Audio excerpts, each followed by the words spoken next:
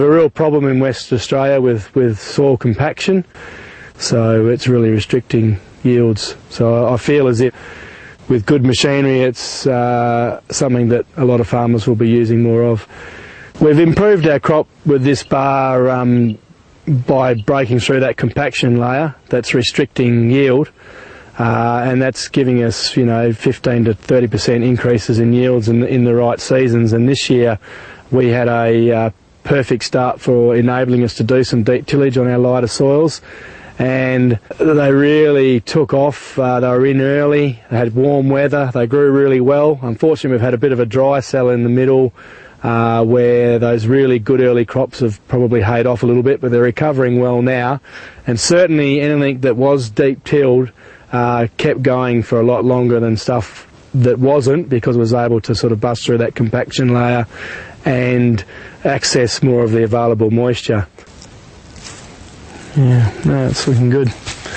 Probably, we certainly would have had our best crops ever if we hadn't had that dry spell in the middle. Yeah. We would have really got some real huge benefits. I mean, we still are anyway, but certainly got some great benefits from setting the crop up early and getting rid of that compaction this year.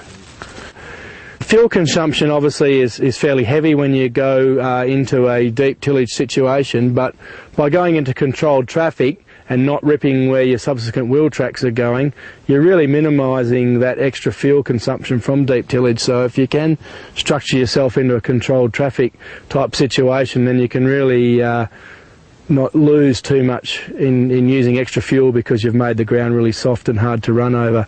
So that's really important, because obviously deep tillage does add an extra cost to your operation in extra fuel consumption if you don't employ controlled traffic type tactics.